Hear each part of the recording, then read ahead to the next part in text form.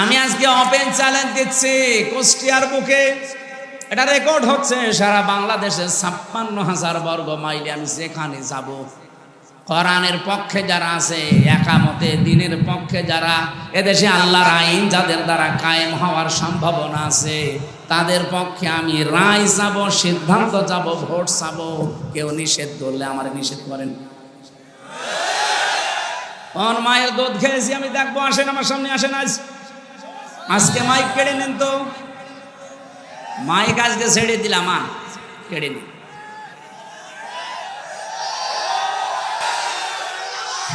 আগস্টের ৫ তারিখের আগে দেশ আর নেই।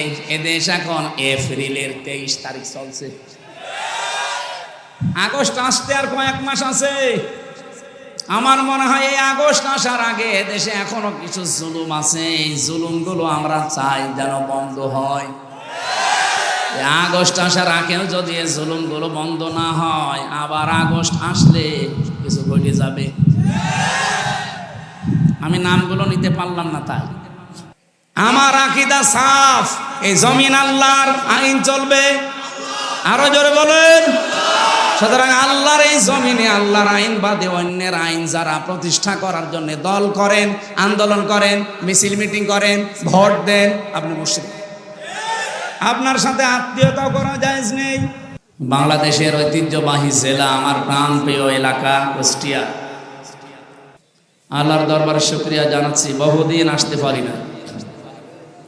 কোরআনের দাওয়াত নিয়ে আসার বহু ইচ্ছা ছিল। ৩টা বছর তো ভেতরেই ছিলাম, ভেতর থেকে বের হওয়ার পরেও আশা ছিল আসবো, কিন্তু আসতে পারি না বিভিন্ন বাধার কারণে। আজকে উন্মুক্ত পরিবেশ আল্লাহ আমাদের জন্য দিয়েছে, খুশি হয়ে বলেন আলহামদুলিল্লাহ। ১৫০০ বছর আগে আয়ামে জাহিলিয়াতের একটা পাথর পৃথিবীর বুকে চাপা ছিল, যেন পৃথিবীর নাভিশ্বাস উঠেছিল। ১৫০০ বছর পরে আমাদের উপরও একটা পাথর ছিল। এটা আয়ামে জাহিলিয়াতের পাথর না, আওয়ামী জাহিলিয়াতের পাথর। শব্দ দুইটা প্রায় কাছাকাছি না, আয়ামে আর আওয়াম, এদের কাজও প্রায় একই। আমি আর রাহিকুল মাখতুম পড়েছিলাম পুরাটা, ওর ভেতরে এই শিক্ষাটা ছিল, খেতামুহু মিসকুন ওয়া ফি যালিকা ফালিয়াতানা ফাসিল মুতানাফিসুন। ওখানে দিয়ে রাখ। ওনারা ব্যাখ্যা করতে গিয়ে এই শব্দের খেতামুহু মিসকুন, তাফসিরে মুফাসসিরিন ইকরাম যে শব্দটা দিয়েছেন, এর আগে যে আয়াতের শেষের অংশ আছে, আর রাহিকুল মাখতুম এই শব্দ কোরআনের শব্দ। বিশ্বে প্রায় ২৬টার উপরে এখন নবীজির জীবনের উপরে ধর্মীয় গ্রন্থ আছে, তার ভেতরে অথেন্টিক এবং সর্বোচ্চ পুরস্কার প্রাপ্ত আর রাহিকুল মাখতুম আল্লামা সফিউর রহমানের লেখা। বিশ্বে শুধু এই মুসলমান দেশে না, অমুসলিম যত দেশ আছে যেখানে আমাদের নবী মুহাম্মদ রাসূলুল্লাহকে নিয়ে আলোচনা হয়, সেখানে তারা আর রাহিকুল মাখতুম এই বইটার নাম, এই কিতাবটার নাম জানে তারা। তো সেখান থেকে আমি কোট করছি, ওখানে লেখা আছে খেতামুহু মিসকুন ওয়া ফি যালিকা ফালিয়াতানাফাসিল মুতানাফিসুন। এটা ঢাকনা দিয়ে ঢাকা আছে। আমিজাজুহু মিন তাসনিম, এই তাসনিম শব্দটার ব্যাখ্যা করতে গিয়ে যারা লেখক, বিশেষ করে যারা তাফসীর লেখে, তারা লিখেছেন জান্নাতে যে পানি আল্লাহ জান্নাতি বান্দা বান্দীদেরকে খাওয়াবে, সেই শরবত বা পানি ঢাকনা দিয়ে ঢাকা থাকবে, যেটা আজ পর্যন্ত খোলা হয়নি। যে জান্নাত পাবে ওখান থেকে খাবার সময় ঢাকনা খুলে খাওয়া লাগবে, এর আগে এখনো পর্যন্ত ওই ঢাকনা কেউ খোলেনি। ওটা তাসনিমের গুণাগুণের ভেতরে আমরা কয়েকটা গুণাগুণ দেখলাম। ১ নম্বরে, ওটা যদি কেউ ধরে, পান করে, সঙ্গে সঙ্গে তার চেহারার ভেতরে নূর চমকাবে, তার চেহারার উজ্জ্বলতা বেড়ে যাবে, এবং এক এক সময় এক এক রকমের স্বাদ তার মুখের ভেতরে সে পেতেই থাকবে। পৃথিবীর কোন খাবার আছে যে একবার খেলে এক স্বাদ, আর একবার খেলে আর এক স্বাদ? এরকম খাবার আছে? আমি পাইনি। আমার এই ছোট বয়সে বিশ্বের কতগুলো দেশে ঘুরে আসলাম, আমি 220 প্রকার পর্যন্ত খাবার এক হোটেলে পেয়েছিলাম। আপনি জীবনে নামও শোনেন, আমিও শুনছিলাম না, ওই শুনে আসলাম কত রকমের খাবার এখানে তৈরি হয়, 220 প্রকার। বাংলাদেশে এক জায়গায় পেয়েছিলাম 180 প্রকার খাবার রান্না হয়, গাজীপুরের কাপাসিয়ায় নিরিবিলি হোটেলে। 180 প্রকার খাবার আপনি কি রান্না করেন এখন? হোটেলের মালিক তোতা মিয়া ওই এসে বলছে, হুজুর এই যে এইটা খান। কি এইটা? কাঁঠালের পাতা ভর্তা। তো ছাগলে খা, কাঁঠালের পাতা ভর্তা এও নাকি একটা খাবার। বাঁশের পাতা ভর্তা এও খাবার, জামের পাতা ভর্তা এও খাবার। এইভাবে করে করে 180 প্রকার। আর থাইল্যান্ডে পেয়েছিলাম 220 প্রকার, কাঁকড়া মাকড়া সব দেয়, যেগুলো আমরা অন্তত ঘৃণা করি, খেতে চাই না, এইরকম জিনিসও। তারপর দাম কি? বাংলাদেশের টাকায় কমপক্ষে 22,000 টাকা হবে কাঁকড়া। উন্নত জাতের কাঁকড়া তারা নাকি প্রতিপালন করে, সাগর থেকে নিয়ে আসে, ওটা ফ্রাই করে দেয়। ওরা বলে যে হুজুর খুব স্বাদ। ও সাদা তো দেখলেই আমার ঘৃণা করে। আমার মেয়েরে আমি ভিডিও কলে দেখাচ্ছিলাম, আমার ওই 4 বছর যেটা, ও দেখে বলছে বাবা কি? আমি কাঁকড়া। তুমি যদি দেশে আসো জীবনে তোমার মুখে আর চুমু খাবো না। কেন? কাঁকড়া খাও বাইরে যে। এই যে খাবারগুলোর পরে পরিবেশন করা হয় পানি, আমি দেখেছি এই পানিগুলো পৃথিবীতে সবচাইতে দামি যে পানি, নাম কি বলেন তো দামি পানির নাম? এ হুজুর তো তাই বলবো। পৃথিবীর দামি পানির নাম বলছে জমজম। 1 গ্লাস কয় টাকা নেবে? খুব বেশি হলেও না 100 টাকা দিলে আপনাকে 1 গ্লাস দিয়ে দেবে। এই পৃথিবীর 257টা রাষ্ট্র সবচাইতে দামি পানির নাম হচ্ছে অ্যাকোয়া ক্রিস্টোলা। এই হাফ লিটার পানির দাম 700 গ্রাম। 700 গ্রাম পানির দাম এখন প্রায় বাংলাদেশের টাকা অনুযায়ী 55 লক্ষ। এই মুকেশ আম্বানির নাম শুনেছি? ভারতে ওর স্ত্রী নীতা আম্বানি এটা পান করে। প্রতিদিন অন্তত 3-4 লিটার করে তো যায়। আপনি হিসাব করে দেখেন তো, স্বর্ণের বার গুলিয়ে ওটা রিফাইন করে ওর ভেতরে দেয়। ওটা দিলে কয়েকটা উপকার আছে, সব উপকার এখানে বলা যাচ্ছে না, তা 2টা বলি। একটা, যৌবন ঠিক থাকে। 2 নম্বর, চামড়া জড়িয়ে যায় না। ও মহিলার বয়স কিন্তু অনেক, আমার মনে হয় আমার দাদির বয়সই হবে, তারপরেও দেখলে মনে হবে যে আমার ম্যাডামের বয়স। আর কয়েকটা উপকারের কথা আছে, আমি ওগুলো বলতে পারলাম না হুজুরদের কারণে। দেখা আছে এই মহিলা আমার মনে হয় মাঝে মাঝে যে যদি প্রতিদিন অন্তত 3-4 লিটার পানি পান করে, 3 কোটি 3.5 কোটি টাকার শুধু পানি খায়, আর বাকি যা খায় ওগুলো তো নাম বলা যাচ্ছে না, তো আরো দামি। এত দামি জিনিস এই মহিলা খেয়ে কয়েকটা উপকার পাচ্ছে। 1 নম্বরে, বয়স বোঝা যায় না, বয়সের ছাপ এই শরীরে ভেতরে পড়ে না, চামড়াগুলো জড়ো হয়ে যায় না, যৌবন ঠিক থাকে। বাকি আরো যে 2টা আছে বললাম না, আপনি একা একা আসবেন আপনাকে বলবো, ওগুলো ঠিক থাকে। তো কি হচ্ছে, আমি যে কথাটা এখানে আপনাদের সামনে তুলেছিলাম, যেখানে যারা বসে আছে সম্মানিত ওলামা ইকরাম, সামনে বসা মুসলমান ভাইরা, পর্দার আড়ালের সম্মানিতা মা এবং বোনেরা, প্রশাসনের ভাইরা, প্রাণপ্রিয় কুষ্টিয়াবাসী, এ কথাগুলো বলি নাই? বলেন বলেন। বড় আশা ছিল আমি দূরের জেলাগুলো বাদ দিয়ে আমার নিজের এলাকাগুলো একটু ঠিক করি, কোরআন হাদিসের যতটুকু আমি জেনেছি বুঝেছি মানুষকে জানাই। এতে কপালের ফের জালেমরা আসলে বলতে দেয় না। এই পৃথিবীতে আসলে শব্দটাই সমস্যা। এই তাফসীরুল কোরআন মাহফিল লিখে দিয়েছেন, এই শব্দটা ঝামেলা। আপনি দেখেন তাফসীর যেখানে লেখা নেই, অন্য কোনো শব্দ থাকলে জালেমদের কোনো সমস্যা হয় না। যত জায়গায় আপনি পাবেন তাফসীরুল কোরআন মাহফিল, কিছু না কিছু বাধা আসবেই, কিছু না কিছু ফতোয়া আসবেই। অথচ পড়া কোরআন পড়ে আমি দুইটা জিনিস অন্তত ক্লিয়ার হয়েছি যে দুই জায়গায় কোনো ফতোয়াবাজি চলবে না, দুইটা জায়গায় কোনো ফতোয়াবাজি চলবে না। এখানে ফতোয়া দেওয়া ঠিক নয়, দলাদলি করা, মত পার্থক্য করা, আলাদা আলাদা হয়ে যাওয়া হারাম। সে দুই জায়গার এক জায়গা হচ্ছে কোরআনের কাছে। ওয়াতাসিমু বিহাবলিল্লাহি জামিআ ওয়ালা তাফাররাকু, সূরা আলে ইমরানের 103 নম্বর আয়াতের প্রথম অংশে আছে। আল্লাহ বলেন যে কোরআনের কাছে যখন আসতে বলবে তখন কোনো দলাদলি করবা না, কোনো ফতোয়াবাজি করবা না। এই জায়গায় আপনি সারা পৃথিবীতে দেখেন যেখানে কোরআনের কাছে ডাক দেওয়া হয় সেখানে ফতোয়া বেশি।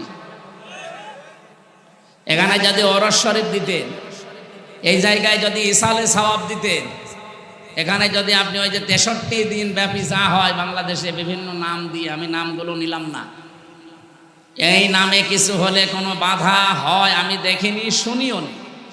ইসালে সওয়াবে আজ পর্যন্ত বাংলাদেশে কোনো জায়গায় বাধা হয়েছে? আর ভারতে তো বাধা হয় না, কারণ ভারতে এটা নিয়েই চলে ওরা। এরপরে নওরস শরীফ হয়, খসরস শরীফ হয়, গোসল শরীফ হয়, ওরস মোবারক, ওরস শরীফ, যত রকমের শরীফ বলেন, মোবারক বলেন, কোনো জায়গায় বাধা হয়নি আর আমি দেখিনি, শুনিও নি। শুধু একটা জায়গায় বাধা হয়, তাফসীরুল কোরআন মাহফিল লেখা থাকলেই বাধা হয়। এরা আমি কারণ পেয়েছি এই শব্দের ভেতরে। যারা আরবি গ্রামার জানি এ শব্দ ভাঙবেন, এ শব্দের গোড়ায় চলে যাবেন। ফাসসারা ইউফাসসিরু তাফসীরান ফাহুয়া মুফাসসিরুন, এই যে ভাবে সাররাফা ইউসাররিফু তাসরিফান ফাহুয়া মুসাররিফু, এই বাব থেকে যে শব্দগুলো আমরা খাসিয়াত বের করতে পারি, এখান থেকে যে গুণাগুণগুলো বের হয়, তার বাংলা অর্থ দাঁড়ায় উন্মুক্ত করা, খুলে ফেলা, উলঙ্গ করা। ঢাকনা আছে, ঢাকনা তুলে ফেলা, এর নাম হচ্ছে তাফসীর। আপনি যদি পৃথিবীতে, আমি এই ভাইয়ের বাড়িতে গেলাম, যে সালাম দেওয়ার পরে ওনার ছেলেটা বের হয়ে বলছে কি, তোমার বাবা কই? আচ্ছা বাবা কুষ্টিয়ায় আছে, আপনি পরে আসবেন। মানে এমন সুন্দরভাবে আমার সালামের জবাব দিয়েছে, কি ছেলে না মেয়ে বোঝা যাচ্ছে। এখন যদি আমি নাম জিজ্ঞাসা করি তাও তো একটা ধোকায় পড়ে যাব, কারণ এ দেশে অনেক ছেলে মানুষের নাম, মেয়ে মানুষের নাম একই। কাউকে যদি বলে তোর নাম কি, ও যদি বলে মাহি, আপনি কি বুঝবেন? মহিলাও আছে মাহি, ওই যে মাহিয়া মাহি, আপনাদের তো এর সাথে কোনো সম্পর্ক নেই। আর একজন আছে মাহি বি চৌধুরী, এটাও কিন্তু একজন মানুষের নাম, কিন্তু পুরুষ মানুষ। আগেরটা মহিলা, পরেরটা নাম বললে তো বোঝা যাবে না। এখন ওইটা আম্মু না আব্বু, আমার কি বলে সালাম দিলেও আঙ্কেল বলে, এখন কিভাবে বুঝবো আমি? ওর যে পায়জামা প্যান্ট পরা আছে এটা খুলে ফেলা লাগবে না? এটা না খুললে আপনি বুঝবেন কি? পায়জামা প্যান্ট আছে, এটা খুলে ফেলেন, এখন আপনি টের পাবেন যেটা আম্মু না আব্বু। এইটার বাংলা অর্থ তাফসীর, বুঝে? আমাদের এই দেশে, এই পরিবারে, এই সমাজে, এই রাষ্ট্রে, এই পৃথিবীতে এখন অনেকেই বিভিন্ন আবরণ দিয়ে নিজেকে আড়াল করে রেখেছে। কেউ জুলুমের চাদর দিয়ে, কেউ শিরিকের চাদর দিয়ে, কি কথা বুঝতেছে? কেউ বেদাতের চাদর দিয়ে, কেউ কুফরের চাদর দিয়ে নিজেকে আড়াল করে রেখেছে। যখনই আপনি তাফসীর করতে যাবেন ওইগুলো সব উন্মুক্ত হয়ে যাবে। পৃথিবীর মানুষেরা টের পেয়ে যাবে যে এটা তো জাতির সর্বনাশ করছে। এই জন্য এত বাধা দেয়। যারা জুলুম করে তারা চিন্তা করে আমার তো অন্তত আবরণ দিয়ে ঢাকা আছে, জুলুমের আবরণ, কেউ তো টের পাচ্ছে না। কোরআনে কারিমের তাফসীর করলে বুঝে ফেলবে জাতি যে এটা জাতির সর্বনাশ করছে, এটা জুলুমকারী, তখন সোচ্চার হয়ে যাবে আমার বিরুদ্ধে। সুতরাং এইটা যেন বন্ধ হয় যে কোনো কায়দায়। আর এই স্বভাব ছিল ১৫০০ বছর আগে আবু জেহেলের। কার? আল্লাহ রাব্বুল আলামিন বলেন, আকালাল্লাযীনা কাফারু লা তাসমাউ লিহাযাল কুরআনি ওয়ালগাউ ফীহি লাআল্লাকুম তাগলিবুন। সূরা হামিম সাজদা ২৬ নম্বর আয়াতে আল্লাহ জানিয়েছেন কাফেরেরা এই ফতোয়া দিয়েছিল। আপনি শব্দের দিকে খেয়াল করেন,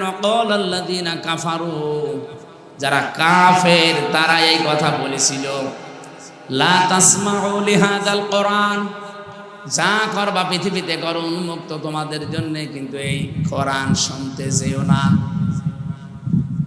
মোহাম্মদ যেটা কোরআন দিয়ে বোঝাতে চায় এটা শোনা যাবে না, এটা শুনতেও দেওয়া যাবে না। প্রশ্ন আসতে পারে শোনা যাবে না, শুনতে দেওয়া যাবে না, এই শব্দ কোথায়? এই যে অল কফি, শুধু শোনা যাবে না এতটুকু না, কেউ যদি শোনার ব্যবস্থা করে হোসেনাবাদ, এটা কি করে বন্ধ করা যায় সেই ব্যবস্থা করা লাগবে। আর আমার মনে হয় আগস্টের 5 তারিখের আগে হলে এটাও বন্ধ হয়ে যেত। কিভাবে বন্ধ করবেন? হয় ঢোল-ঢোকি তবলা বাজান, এলাকার পরিবেশ নষ্ট করে দেন, ভীতিপূর্ণ অবস্থা তৈরি করেন, 144 ধারা জারি করে দিন, অথবা এমন কিছু শর্ত দেন যেন ওরা কোরআনের মাহফিলের আয়োজন না করে। 14 রকমের শর্ত এর জন্য আমরা দেখেছিলাম যে অমক হুজুর আসলে হবে না, অমক আলেম নিয়ে আসলে হবে না, এই কথা বলা যাবে না, এই কথা বলা যাবে না। এমনকি আমরা এখনো অনেককে কথা বলতে শুনছি যে কোনো আলেম, কোনো ইমাম, কোনো মাওলানা এই দেশে কারো পক্ষে ভোটও চাইতে পারবে না। আমার মনে হচ্ছে যে উনি মনে হয় মালয়েশিয়া থেকে ডিগ্রি নিয়ে এসেছে।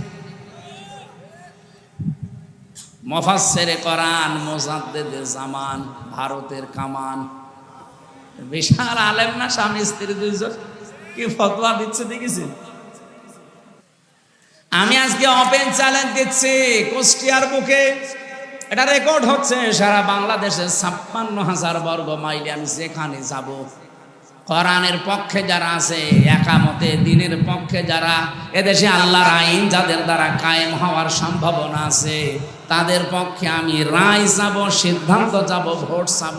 কেউ নিষেধ করলে আমার নিষেধ করেন। কোন মায়ের দুধ খেয়েছি আমি দেখবো, আসেন আমার সামনে, আসেন। আজকে মাইক কেড়ে নেন তো, মাইক আজকে ছেড়ে দিলাম, কেড়ে নিন।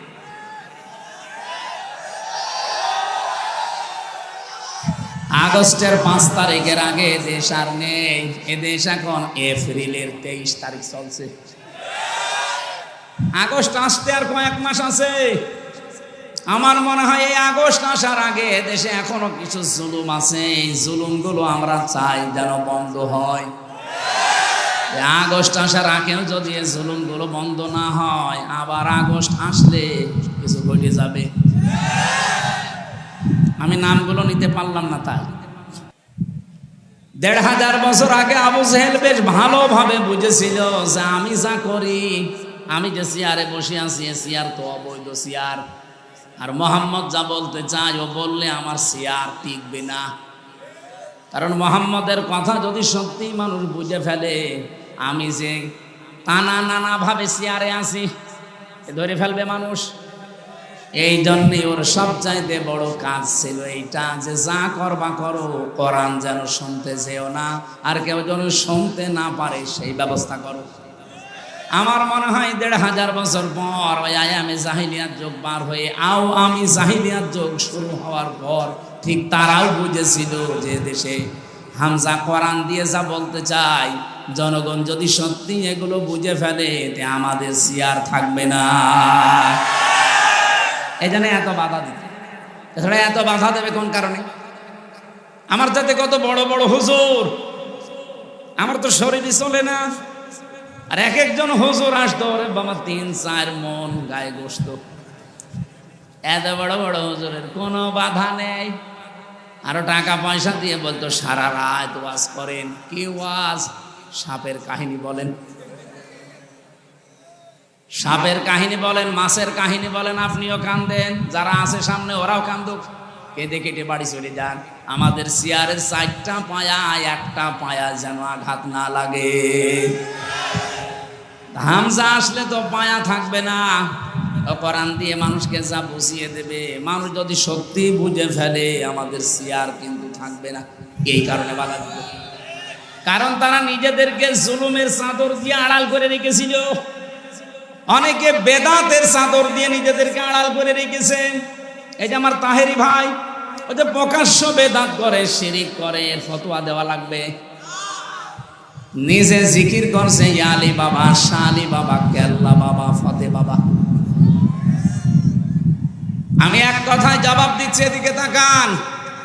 আল্লাহ যেটা পারে এ পৃথিবীর অন্য কেউ পারে এই বিশ্বাস করার নাম হচ্ছে শিরিক। আর শিরিক যারা করে তারা মুশরিক।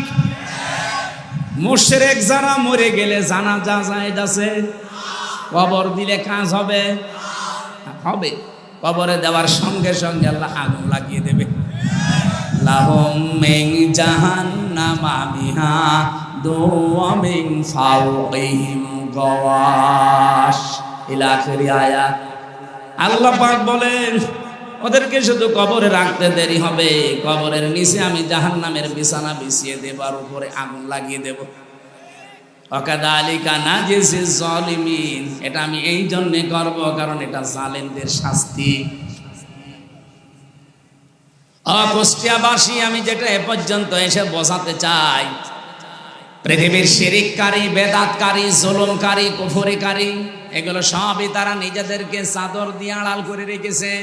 এরা তাফসির শুনলেই ভয় পায়, কারণ ওরা জানে তাফসির মানে খুলে ফেলা, উলঙ্গ করা, উন্মুক্ত করা। ঢাকনা দিয়ে ঢাকা আছে, ঢাকনা ফেলে দেওয়া। আমরা যতগুলো ঢাকনা দিয়ে নিজেদেরকে ঢেকে রেখেছি, কোরআনের তাফসীর যদি সঠিকভাবে করা হয় একটাও টিকবে না। ওরা নিজেরাও জানে যে আমরা ভ্রান্ত পথে আছি। কথা বলে না কেন? ওরা নিজেরাও জানে যে আমরা ভুল পথে আছি, কিন্তু দুনিয়ার স্বার্থে তারা ওটা ছাড়তে চায় না। এই পৃথিবীতে আমরা তিনটা প্রাণী দেখি, এরা কিন্তু দিনের আলোতে বের হয় না কোনো দিন, রাতের আধারে বের হয়। এই যে রাত এখন অন্ধকার হয়ে গেছে, যত বেশি অন্ধকার হবে দেখবেন তত বেশি ওরা রাতের বেলা বের হবে।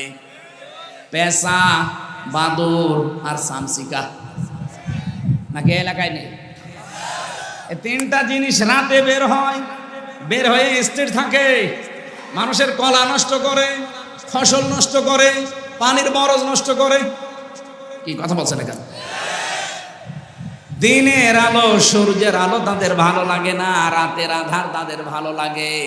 এই জন্য নামও দেখেন ডিজিটাল নাম, পেঁচা, বাদুর, শামসিকা। আমার মনে হচ্ছে ওর চেহারা ওইরকমই। কি কথা বলেন? যাদের নাম বললাম কি একবার দেখলে আর একবার দেখতে মন চাবে? কি বুঝলেন এখান থেকে? দিনের আলো, সূর্যের আলো ধার বেছে নিয়েছে, ভালো লাগে এদের, এই কারণে এদের নাম ওই রকম। এই পৃথিবীতে যারা কোরআনের আলো, দিনের আলো, ইসলামের আলো যাদের সহ্য হয় না, ভালো লাগে না, এরাই কিন্তু অন্ধকারের পথগুলো, বিশেষ করে জুলুমের, কুফরির, শিরিকির, বেদাতের অন্ধকারের পথ বেছে নেয়। বেছে নিয়েই তো স্থির থাকে না। এই পথগুলো বিভিন্ন কায়দায় মানুষকে ক্ষতি করে।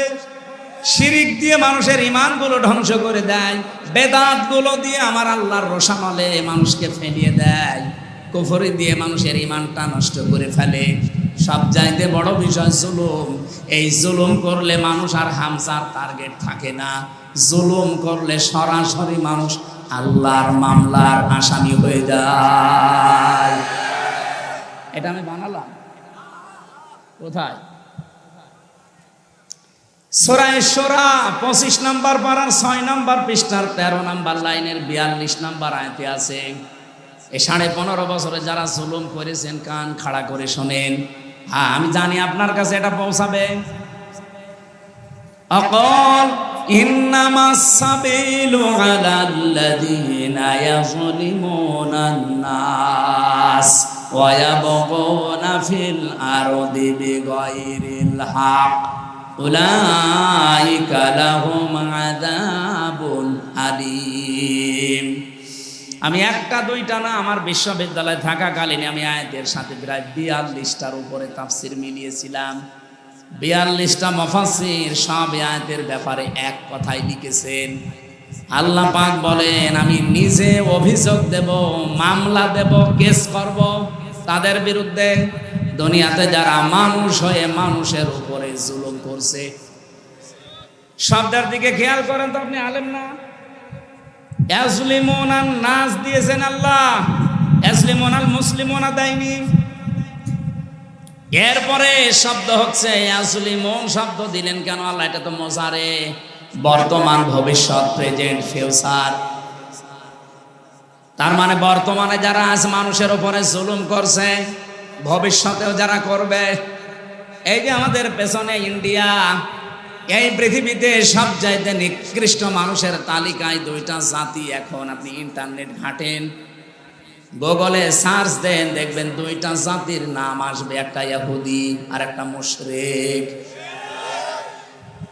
আজ ফিলিস্তিন যারা দখল করে নিচ্ছে, এরা ইহুদি, এরা পৃথিবীর নিকৃষ্ট এক নম্বরে। দুই নম্বরে আছে আমাদের পাশের এই প্রতিবেশী, সবাই না, যারা উগ্রপন্থী, যারা মোদির মুরিদ, এরা হচ্ছে আসল জঙ্গি। আল্লাহর ঘর মসজিদ গুলো সব আজ ভেঙে দিচ্ছে ধোয়া ধোয়া তুলে। কি ধোয়া? ধোয়া ধোয়া তুলেছে তারা। বলে 500 বছর আগে এখানে মন্দির ছিল, এই জন্য আমরা ভেঙে দিয়ে মন্দির বানাবো। আরে শয়তান, পৃথিবীতে আর জায়গা পাও না, যত মন্দির তোমার সব মসজিদের নিচে পাওয়া যায়। বিশ্বের মানুষেরা আজ দেখে মাটির নিচে কেউ তেল পায়, গ্যাস পায়, সোনা পায়, রূপা পায়। আরে শয়তানরা মাটির নিচে শুধু পায় মন্দির। তাও যেখানে সেখানে না, শুধু মসজিদের নিচে পায়। এক কথা বলে না, দৌলতপুর থানা হিন্দু নেই বলেন?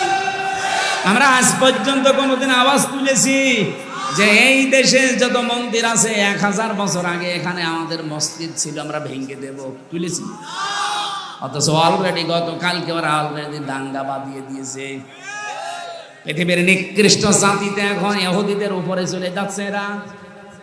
মুসলমানদের বাপ দাদা, আমাদের পূর্বপুরুষ যারা, তারা ওয়াকফ করেছিল মসজিদ, মাদ্রাসা, খানকা, গোরস্থান, ঈদগাহ, এগুলো সব আজ ওয়াকফ আইনটা বাতিল করে দিয়ে অবৈধ আইন তৈরি করে মুসলমানদের এগুলো সব তারা দখল করে নিচ্ছে।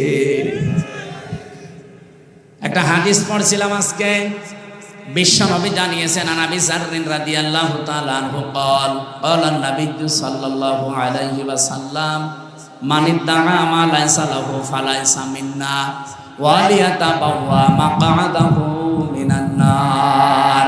রাহু মুসলিম। বিশ্বনবী বলেন, ওই লোকটা কোন লোক? এ পর্যন্তর পরে নবী কিছু বলেননি। ওই লোকটা কোন লোক? যেই লোকের দখলে ওই জিনিস থাকার কথা না, জোর করে নিজের দখলে যদি ওই জিনিস সে নিয়ে নেয়, সঙ্গে সঙ্গে ফালাইসা মিন্না, সে আমার উম্মত থেকে বের হয়ে যায়। কিছু বুঝেছেন না? বোঝেন? আমি আগে ব্যাখ্যাটা বলি, দেখেন। যেই জিনিস আপনার দখলে থাকার কথা না, ওইটা যদি আপনি নিজের দখলে নিয়ে নেন, সঙ্গে সঙ্গে আপনি রমির উম্মত থেকে বের হয়ে গেছেন। 2 নম্বরের শাস্তি হচ্ছে ওয়ালিয়াতাবাওয়া মাকআদাহু মিনান নার, সে যেন জাহান্নামে নিজের স্থান বরাদ্দ করে নিল। আমি কি হাদিস বানালাম? এর ব্যাখ্যা কি হবে? এখানে আমি টেকাই 2টা বিষয় পেয়েছি। যেই জিনিস আপনার দখলে ছিল, আগে আপনার মালিকানায় ছিল, কেউ কেড়ে নিয়েছিল, কেউ দখল করেছিল, সেটা যদি আপনি আবার ফেরত পান, তাহলে এই হাদিসের যে শাস্তি, তার আওতায় আপনি থাকবেন না। আমার মনে হয় খুব কঠিন হয়ে যাচ্ছে, কথা বুঝতেছেন? যে জিনিস আপনারই ছিল, আপনার আন্ডারে ছিল, কেউ কেড়ে নিয়েছিল, কেউ জোর জবরদস্তি করে দখলে রেখেছিল, এখন যদি ওইটি আপনি আবার ফেরত পান, আপনি দখলবাজ না, দখলদার না, আপনার নিজের জিনিস আপনি নিজে ফেরত পেয়েছেন।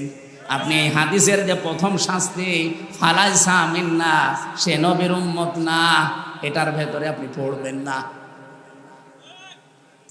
আমি একটা বলছি উদাহরণ, বাংলাদেশে যে ইসলামী ব্যাংক যাদের ছিল, তারা এখন ফেরত পেয়েছে, জবাব দেওয়া লাগবে আপনাকে। আমি যদি বানিয়ে বলি, কিছু ভুল বলি, আপনি ধরিয়ে দেন না, জোর করবেন না, একেবারে লাইন মতো এসে বলেন। ইসলামী ব্যাংক যাদের ছিল তারা ফেরত পেয়েছে, এতদিন যারা কাছে ছিল ওরা দখল করেছিল। এই কথা বলেন না কেন? তাহলে যার জিনিস সে ফেরত যদি পায়, সে যদি নিয়ে নেয়, তাহলে হাদিসের প্রথম যে ব্যাখ্যা ফালাইসা মিন্না, আপনি নবীর উম্মত না, এই আওতায় আপনি নেই, এই শাস্তি থেকে আপনি বের হয়ে গেলেন। কিন্তু যেটা আপনার সত্যিই না, আপনি যদি জোর করাটা নিজের দখলে নিয়ে নেন। এই যে আগস্টের 5 তারিখের পরে আমরা বহু মানুষের চরিত্রে এটা দেখলাম, যেটা যার না বাবা শাহজালাল সব হালাল করে। দৌলতপুরে মনে হয় শুরু হয়নি, বলছে না শুরু হয়নি। শুরু হয়নি মানে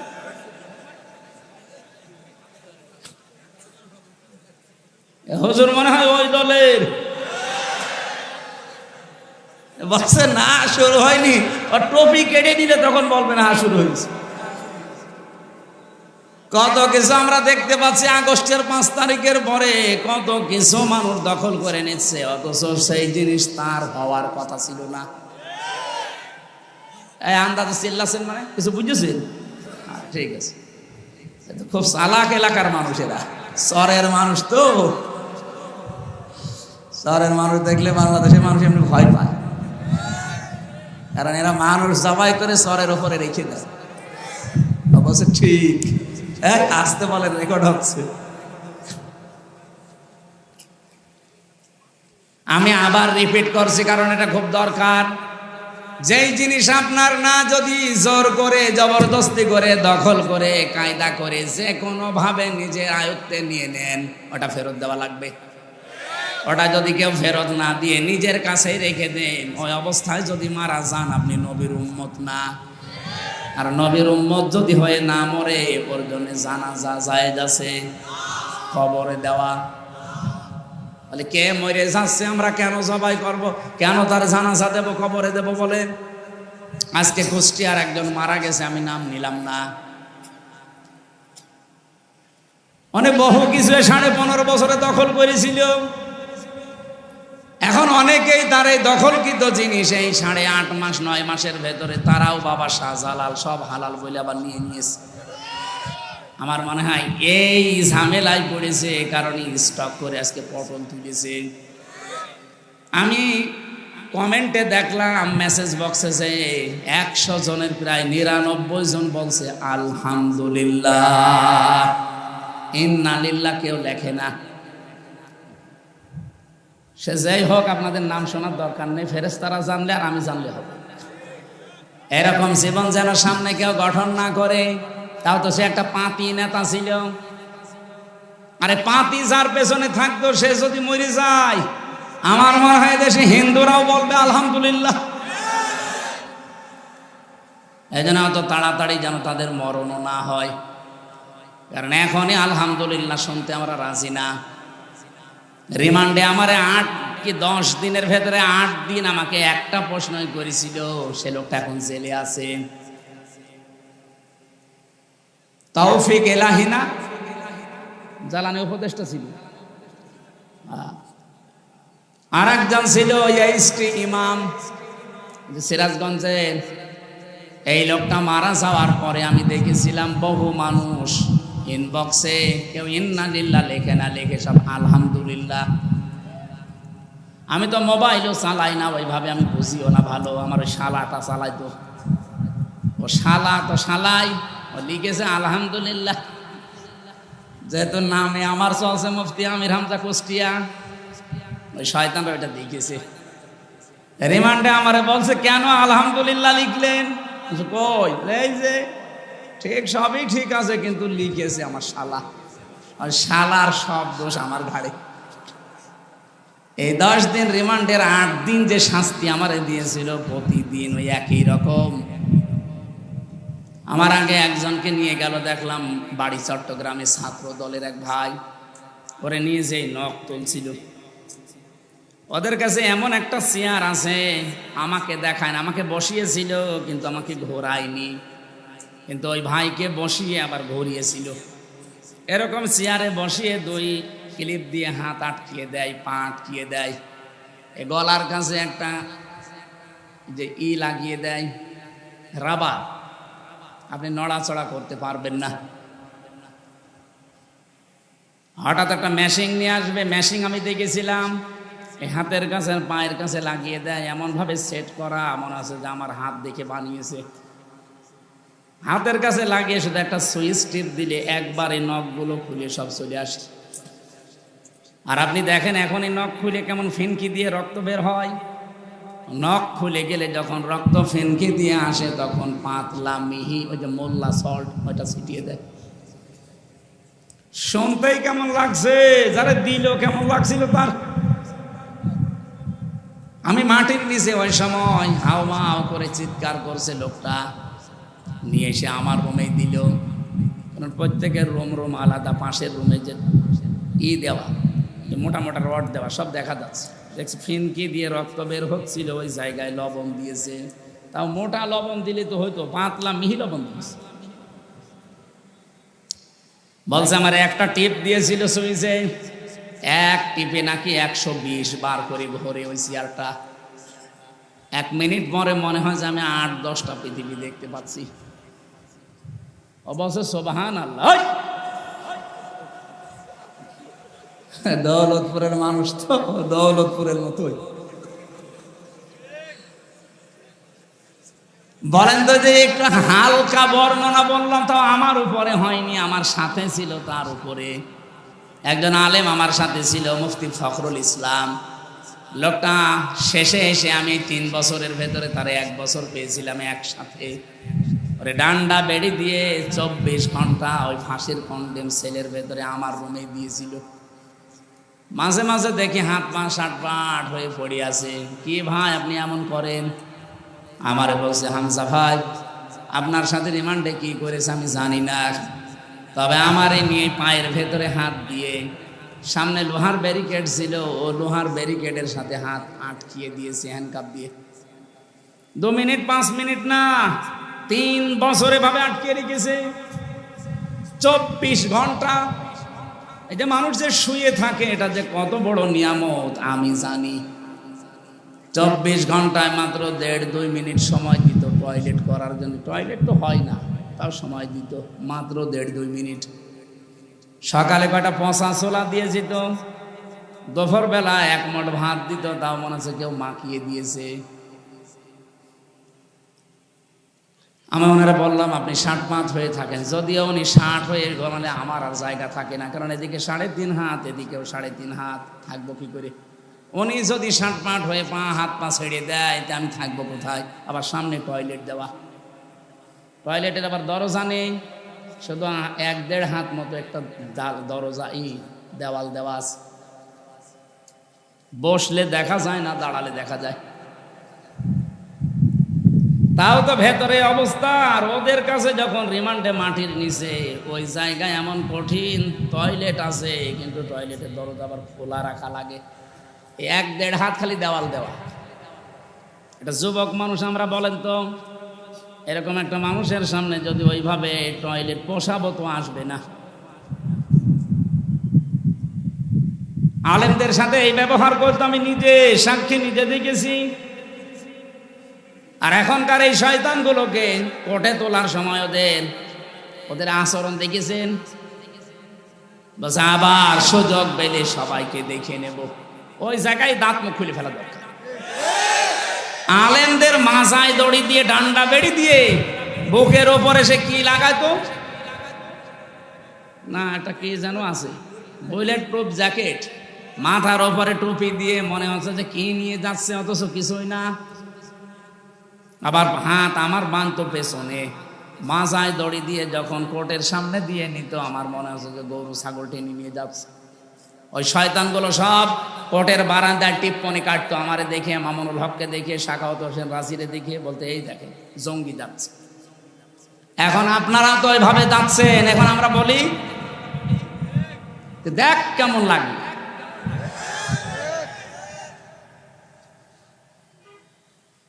মানুষ হয়ে যারা মানুষের উপরে জুলুম করে, আল্লাহর কসম এই আয়াতের ফতোয়া হচ্ছে আল্লাহ নিজে তাদের বিরুদ্ধে মামলা দায়ের করবে। সুতরাং এই 15.5 বছরে যারা মানুষের উপরে জুলুম করেছেন, আপনি কিন্তু হামজার টার্গেট না, আল্লাহর টার্গেট। আমি যদি মামলা নাও দেই, আল্লাহ নিজে আপনার বিরুদ্ধে মামলা দেবে। এই বাংলাদেশে বহু মানুষ আমি দেখতে পাচ্ছি তারা আল্লাহর মামলার আসামি। আর 2 নম্বরে কি ছিল? ওয়ায়াবগুনা ফিল আরদি বিগাইরিল হক, দুনিয়া শান্ত হয়ে যাওয়ার পরে যারা অন্যায়ভাবে পৃথিবীতে বিশৃঙ্খলা তৈরি করে, এখন যেটা চলছে, গতকালকেও একটা আন্দাজে মিছিল বের করেছে, পুলিশ পিটিয়েছে, আমি দেখলাম একজনকে চড়াচ্ছে। দেখেন ভিডিওটা, কি চড়াচ্ছে, ওইভাবে চড়ানো দরকার। এতদিন কোথায় ছিলি? 15.5 বছর তোর কোনো খোঁজ ছিল না। এখন যত হেলমেট বাহিনী, যত রিক্সা বাহিনী, যত আনসার বাহিনী, কত বাহিনী এখন আসতেছে, কোথায় ছিলেন এতদিন? দেশটা একটু শান্ত হতে দেন না কেন? 8.5 মাসের ভেতরে 26টা ইস্যু তৈরি করেছে ওখানে বসে বসে, একটা ইস্যুতেও কাজ দেয় না। আমি যে আয়াত পড়ে এটা ব্যাখ্যা করতে চেয়েছিলাম, কোরআনে কারিমের তাফসীর সঠিকভাবে করলে যারা নিজেদেরকে আবরণ দিয়ে ঢেকে রেখেছেন, আল্লাহর কসম তারা বুঝে ফেলে যে হামজা যেটা জনগণকে বোঝাতে চায়, মানুষ যদি বুঝে ফেলে তে আমার অবৈধ ক্ষমতা থাকবে না। এটা বুঝে ফেলেছিল 1500 বছর আগে কে? আরো জোরে বলেন। আর এই যে 1500 বছর পরে এখন যারা বুঝে ফেলে, এরাও আবু জেহেলের আত্মীয় স্বজন। সুতরাং আমরা কোরআনে কারীম যেটা শুনতে আসলাম আজকে, এটা কোনো গোপন বিষয় নেই। বহু আলেম ওলামা, বহু ইমাম খতিব আমরা দেখি আয়াত পড়ে ঠিক, কিন্তু গোপন করে যায়। সেদিন আমি এই যে ব্রাহ্মণবাড়িয়া একটা মাহফিলে ছিলাম, এই মাইকের আওয়াজ শোনা যাচ্ছিল সর্বোচ্চ 1.5 কিলোমিটার দূরে। আমার ওই তাহেরি ভাই ওয়াজ করছে, আমি মাঝে মাঝে আলোচনা বন্ধ করে দিয়ে একটু শুনছিলাম, দেখি ভাই আমার কি বলে। উনি আয়াত পড়লো ঠিক, কুল হুয়াল্লাহু আহাদ, হে নবী আপনি বলেন আল্লাহ এক। এ নবী কোন নবী? এ নবী ফাতেমার বাবা। এ ফাতেমা কোন ফাতেমা? এ হাসান হোসাইনের মা। এ হাসান হোসাইন কে জানেন আপনারা? কারবালা শহীদ হয়েছিল হুসাইন। আমি আপনাদেরকে হুসাইনের জীবন কাহিনী শোনাবো। আয়াত পড়েছি কি? আর তাফসীর হচ্ছে এরকম। কারবালার কাহিনী যদি 2.5 ঘন্টা না 5.5 ঘন্টাও আমি বলি, কারো গায়ে লাগবে না। কিন্তু কারবালার যে 27টা শিক্ষা আছে, 27টা বলা লাগবে না, 7টা বললেই জালেমরা মাহফিল বন্ধ করে দেবে। ও তো একটা শিক্ষাও বলবে না, শুধু চোখে পানি না আসলে আন্দাজে কান্নার ভান করে এমন ভাবে টান দেবে মনে হচ্ছে বিশাল তাফসীর হচ্ছে। অথচ কুল হুয়াল্লাহু আহাদ দিয়ে আল্লাহ তার একাত্মবাদের ঘোষণা দিয়েছে, তার ধারে কাছে নেই। আরো কি করে শিরিক করা যায়, সেই শিরিক গুলো ওই যে ইয়ালি বাবা, শাহ আলী বাবা, কেল্লা বাবা, ফতে বাবা, এগুলো শিরিক না? কারণ আল্লাহর সাথে অন্য কাউকে জোর করে যদি কেউ ডাকে, ওটা হচ্ছে শিরিক। এই আয়াত হচ্ছে সূরা আরাফের 181 নম্বর আয়াতে আছে। আল্লাহ রাব্বুল আলামিন বলেন, আমি আল্লাহর সাথে অন্য কাউকে জুড়ে দিবা না। যদি আমি আল্লাহর সাথে অন্য কাউকে কেউ জুড়ে দেয়, যারা এলাহাত করবে, বাড়া কমা করবে, এর ভেতরে জুড়ে দেবে, তোমরা তাদের সাথে মিশে ডাকবা না। এ ঘোষণা কার? অথচ এরা যে আল্লাহর সাথে জুড়ে দিয়েছে, আলী বাবা, শাহ আলী বাবা, কেল্লা বাবা, প্রকাশ্য শিরিক কিনা বলেন? আরো জোরে বলেন। এই জন্য আমি এক কথায় জবাব দিই, শিরিক কিন্তু অনেক প্রকার আছে, সবগুলো আমার আলোচনার বিষয় না। শিরিক বিল জাত পেয়েছি তাফসিরে, শিরিক বিল সিফাত, শিরিক বিল ইখতিয়ারা, শিরিক বিল হুকুক। আমি একটা একটা করে 120 প্রকার পর্যন্ত পড়েছিলাম। এক কথায় জবাব হচ্ছে, আল্লাহ যেটা পারে পৃথিবীর অন্য কেউ পারে। আরো জোরে বলেন। যদি কেউ বিশ্বাস করে যে না অন্য কেউ আল্লাহর মতো পারে, সে সঙ্গে সঙ্গে মুশরিক। আরো জোরে বলেন, বলেন বলেন। তো পৃথিবী চালাতে পারে কে? না মা দুর্গাও পারে? এ পৃথিবী চালাতে পারে আল্লাহ, অন্য কেউ এখানে আর শরীক? আরো জোরে বলেন। এ দুনিয়া চালাতে হলে আইন লাগে, আইন দিতে পারে শুধুমাত্র একমাত্র কেবলমাত্র কে? অন্য কেউ পারে? তাহলে এই কথাই তো বলি আমরা, অন্যের কোন আইন এই পৃথিবীতে যদি চলে, কেউ যদি চালানোর চেষ্টা করে, সে মুশরিক। কারণ শিরিক করেছে সে আল্লাহর আইনের সাথে। আর আমাদের জীবনের প্রথম কথাও যা, শেষ কথাও তা, যে এই জমিন আল্লাহর, আলাহুল খালকু ওয়াল আমরু, আইনও চলবে আল্লাহর। জীবনে আমাদের আর কিছু না থাক, অন্তত এইটা আছে। যারা বাংলাদেশে মিথ্যা কথা আমাদের বিরুদ্ধে ঠিক নেই, আরে ভাই আমার আকীদা হচ্ছে আল্লাহর জমিনে আল্লাহর বিধান চালু করব, এটা আমার আকীদা। আপনার আকীদা কি বলেন তো? আপনি আপনার আকীদা যদি থাকে না আমার এই জমিনে আল্লাহর জমিন আমি মানি, কিন্তু আইন চলবে আমার বাবার, আপনি মুশরিক। আপনি যদি বলেন আল্লাহর জমিন ঠিক আছে মানি, কিন্তু আইন চলবে আমার স্বামীর, আপনি মুশরিক। আমার আকীদা সাফ, এই জমিন আল্লাহর, আইন চলবে আরো জোরে বলেন।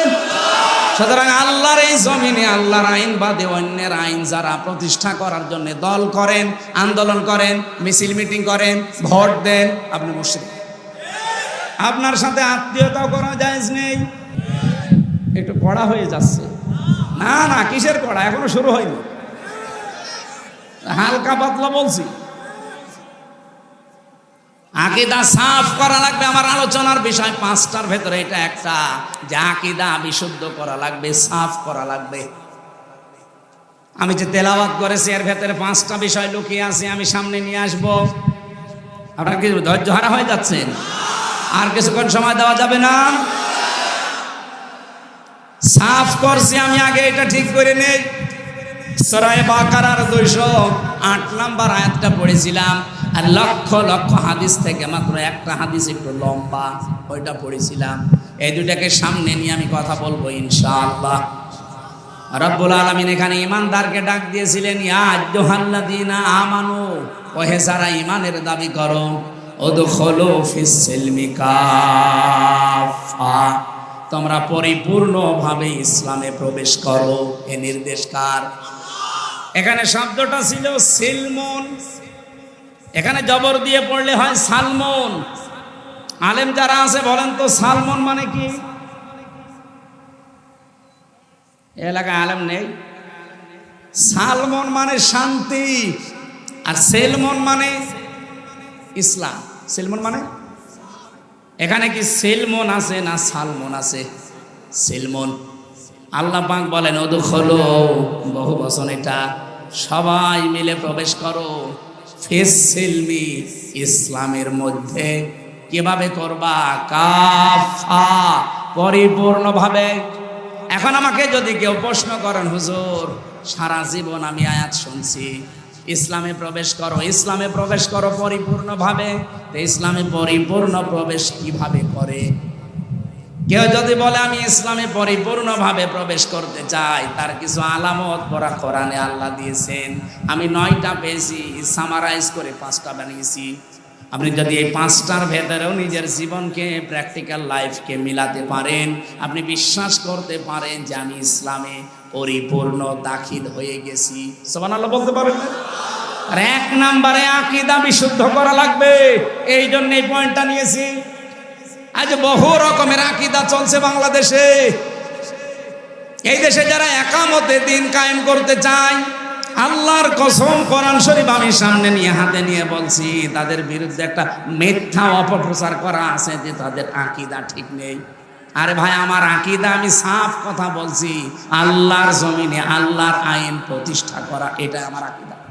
আমার সিস্টেম ভুল হতে পারে, কেউ গণতন্ত্রের নাম দেন, কেউ রাজতন্ত্রের নাম দেন, কেউ খেলাফতের নাম দেন, আমার সিস্টেম ভুল হতে পারে, কিন্তু আমার বিশ্বাসে ভুল নেই।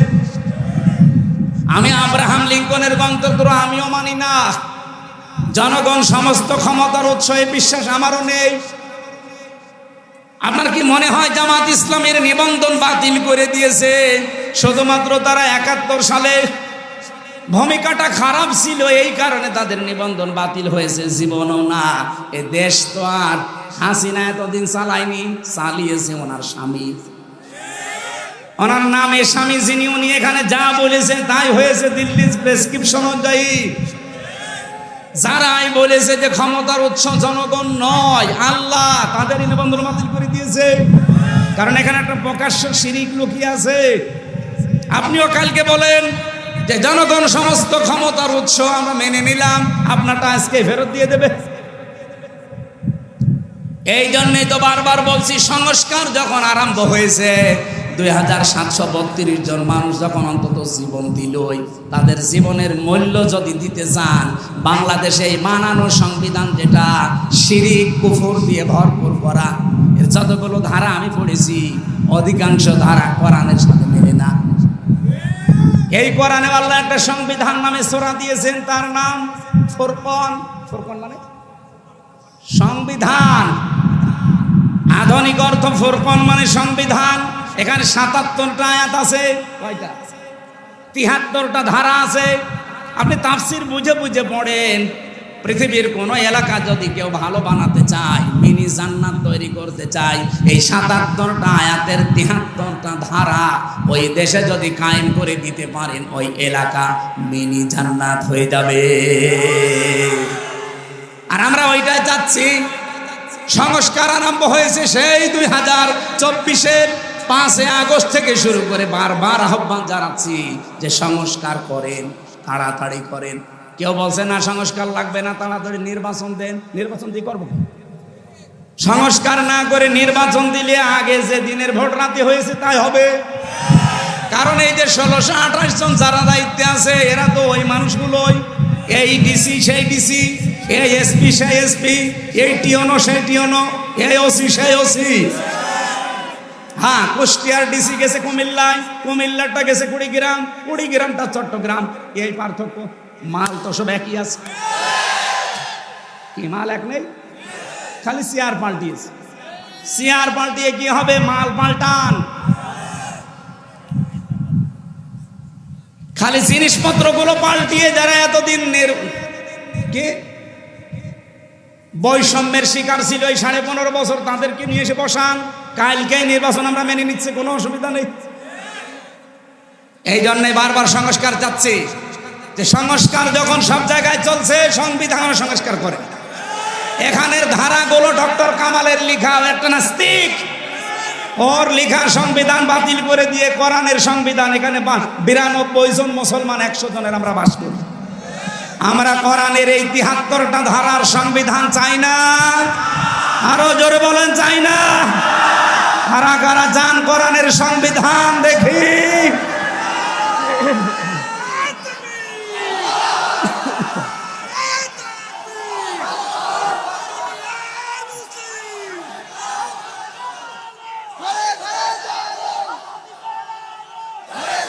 আলহামদুলিল্লাহ। আমার ভাইরা, এটা যদি কারো কাছে রাজনীতি মনে হয়, হ্যাঁ আল্লাহর কসম এটাই আমার রাজনীতি। এটা যদি কারো কাছে ধর্ম ব্যবসা মনে হয়, আল্লাহর কসম এটাই আমার ধর্ম ব্যবসা। এই আমার মরণের আগ পর্যন্ত আপনি সরাতে পারবেন না। আমি যে বিশ্বাস এনেছি, আমার আকীদার ভেতরে এক চুল ভেজাল নেই। আমার আকীদা এইটা যে জমিন আল্লাহর, আইন। এই আকীদা নেই আপনাদের? আপনার কি? আমি যেটা বললাম এই আকীদা আপনার আছে? যার নেই সে মুশরিক। কারণ আল্লাহ যেটা পারে ওইটা অন্য কেউ। এই জমিন আল্লাহ বানিয়েছে, আইনও তিনি দেবেন। এর দলিল আছে সূরা আলে ইমরান 4 নম্বর পারা 9 নম্বর পৃষ্ঠা 3 নম্বর লাইনের 154 নম্বর আয়াতের মাঝের অংশে। কোন হুজুর নিয়ে আসবেন, নিয়ে এসে তাফসীর মিলান।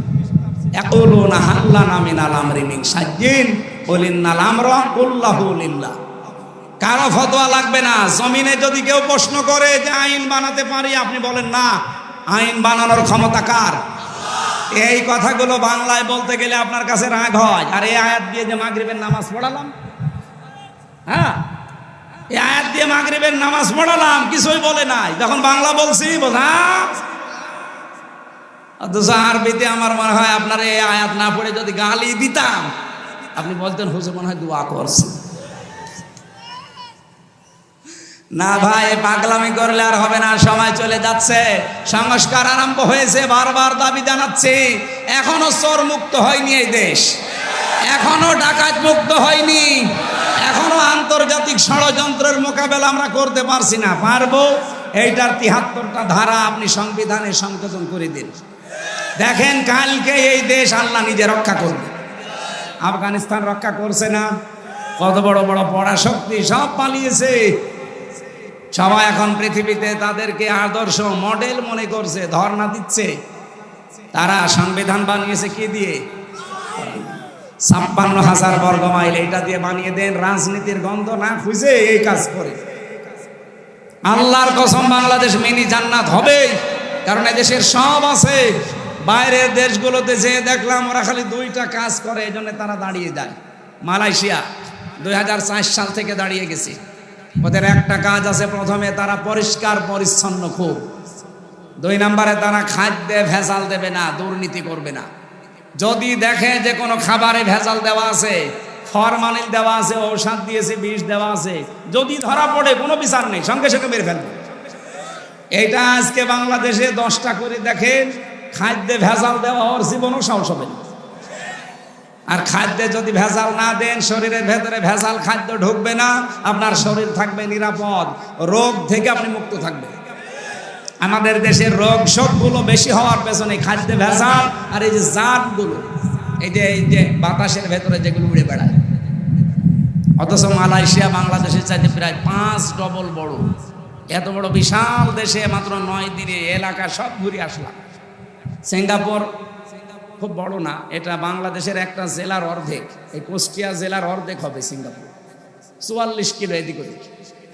আমার মনে হয় কুষ্টিয়ার এ মাথা থেকে ও মাথা প্রায় 70-80 কিলো হবে না?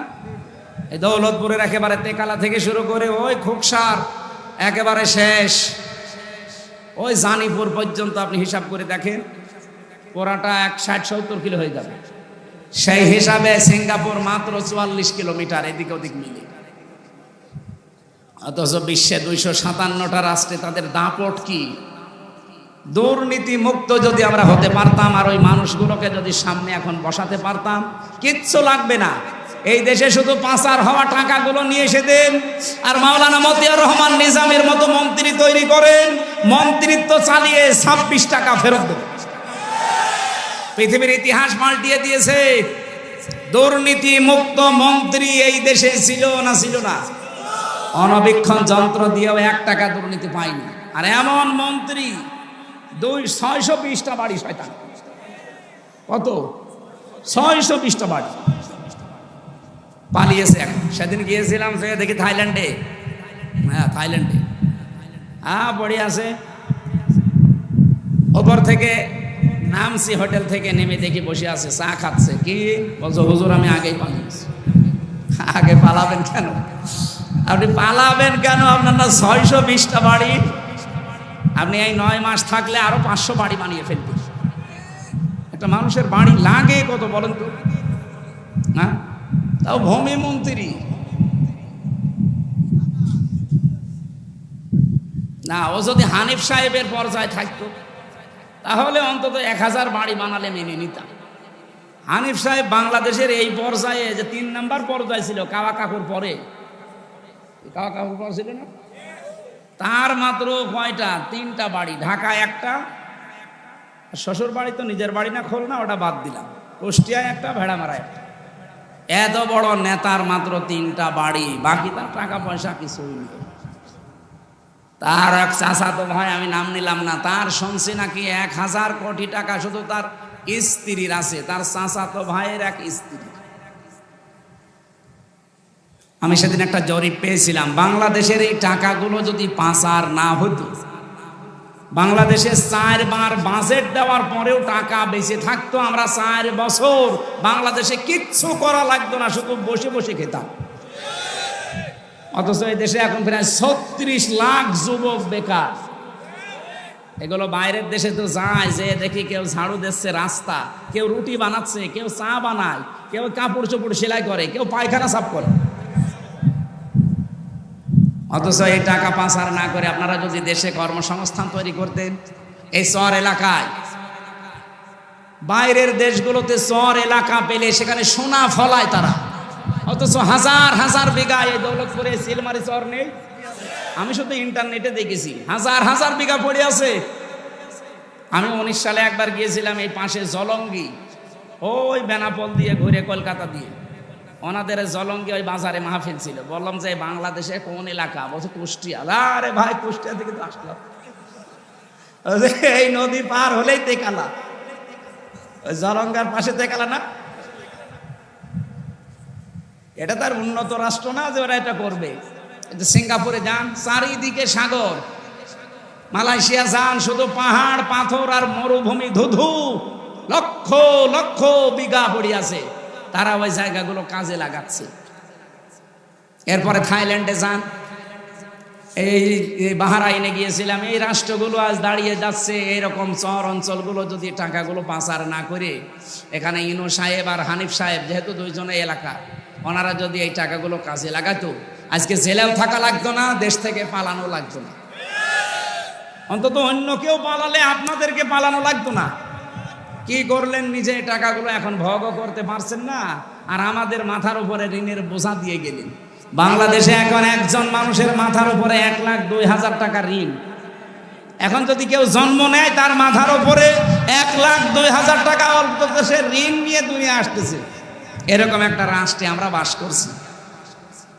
আফসোস লাগছে আমার। সেদিন মালয়েশিয়ায় ইসে যাচ্ছিলাম, এই যে মৌলভীবাজার যাওয়ার সময় যে পাইলট এই হেলিকপ্টার নিয়ে যাচ্ছিল ওনারা, ওই যে হুক আছে না দরজার, পাইলট আমারে বলছে, হুজুর সাবধানে বসেন, হুকের ওপরে যেন হাত না লাগে, তাহলে খুলে কিন্তু পড়ে যাবে।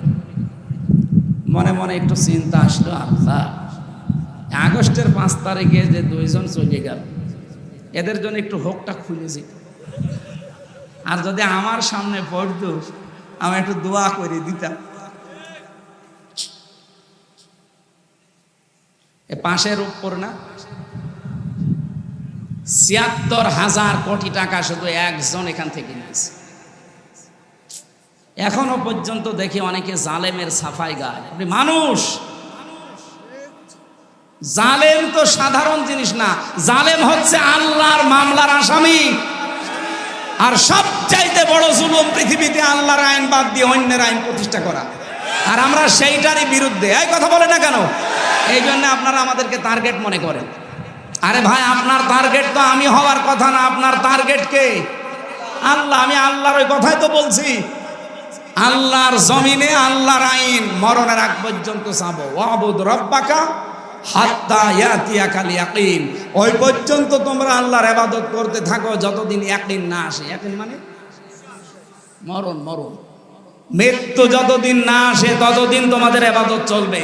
আর আল্লাহর জমিনে আল্লাহর দিন প্রতিষ্ঠা, এটা আমরা ইবাদত মনে করি। এটা সব ইবাদতের বড় ইবাদত মনে করি, অন্তত আমি। এই কথা বলেন না কেন? এই জন্য একটা জায়গায় মতো পার্থক্য করা নিষেধ আমি বলেছিলাম। সেটা কোন জায়গায়? কোরআনের কাছে আসতে। আর এক জায়গায় আছে, আনাকিমুদ্দিন ওয়ালা তাতাফাররাকু ফি। দিন কায়েমের কথা বললে কোনো ফতোয়াবাজি করবা না, কোনো মত পার্থক্য করা যাবে না। এ নির্দেশ কার? কোরআনের ভেতরে 2 জায়গায় মত পার্থক্য করা নিষেধ, হারাম। দলাদলি করা আর বাংলাদেশ সহ বিশ্বের মুসলমানদের এখন এই 2 জায়গায় দলাদলি বেশি। অন্তত আমরা না করি, যে করে না বুঝে করুক, আমরা করব আজকে থেকে। দিন কায়েমের কথা যেই বলবে, হ্যাঁ পদ্ধতি ভুল হতে পারে, কিন্তু তার মনের ভেতরে তো আছে দিন কায়েম হোক এই জমিনে। কিন্তু যারা জালেম, মানুষের তৈরি করা আইন যারা কায়েম করতে চায়, বলেন তো তারা কোনোদিন চায় যে জমিনে আল্লাহর দিন কায়েম হোক? না, তারা চায় আমার স্বামীরটা হোক, আমার বাবারটা হোক, অথচ অন্য কোনো আত্মীয়রটা হোক। কিন্তু আমারও তো আত্মীয় স্বজন আছে। আমি জীবনেও কি চাইবো যে আমার বাবার আইন এদেশে হোক? বলেন বলেন। এখানে আকীদা আমাদের সাফ যদি হয়, তাহলে ইসলামে আমি প্রবেশ করেছি, এটা প্রমাণিত। আমার আকীদা ঠিক নেই, এরকম হাজারো আকীদার যে শব্দগুলো আছে পাল্টান। আমি আবার বলছি ভাই, আল্লাহ যেটা পারে ওইটা অন্য কেউ পারে না। মেয়েদের ভেতরে আকীদার সমস্যা আছে। ওরা একটু রোগ শোক হলেই ছুটে যায় বিভিন্ন পীরের কাছে, বাবার কাছে, মাজারে, কবরে। পৃথিবীর কোন মানুষ, কোন পীর, কোন মাজার রোগ ভালো করতে পারে? আরো জোরে বলেন। আমাদের জাতির পিতা হযরত ইব্রাহিম আলাইহিস সালাম, তিনি আল্লাহর কাছে বলতেন, ওয়াইজা মারিদতু ফাহুয়া ইয়াশফিন। আমি যখন অসুস্থ হই, রোগাক্রান্ত হই, আমাকে সুস্থতা দেয় কে? আমরা যার সন্তান, তার মতো বিশ্বাস তৈরি করা লাগবে। আমি যদি এমন বিশ্বাস তৈরি করি যে না, আমার এই মাজারে, এই বাবা, এই কবরে, এরাও আমাদেরকে এই পৃথিবীতে রোগ শোক থেকে বাঁচাতে পারবে, আপনি কিন্তু শিরিক করে ফেলেছেন। আর শিরিক করলে আপনি আর মুসলমান নেই, আপনি মুশরিক হয়ে গেছেন। হে মেয়েরা যারা এসেছেন, সম্মানিত মা বোনেরা, বেশি আমল করা লাগে না, শুধু আকীদাটা যদি পরিষ্কার থাকে, অল্প আমল করলেই মহান আল্লাহ আপনার জন্য জান্নাতের দরজা খুলে রাখবে। এজন্য কোরআনে কারিমের নির্দেশ হচ্ছে আল্লাযী খালাকাল মাউতা ওয়াল হায়াতা লিয়াবলুয়াকুম আইয়ুকুম আহসানু আমালা। আমি আল্লাহ তোমাদের মউত আর হায়াত সৃষ্টি করে দুনিয়ায় পাঠিয়ে দিলাম, আমি দেখতে চাই তোমাদের ভেতরে কে ভালো কাজ করে আসতে পারো।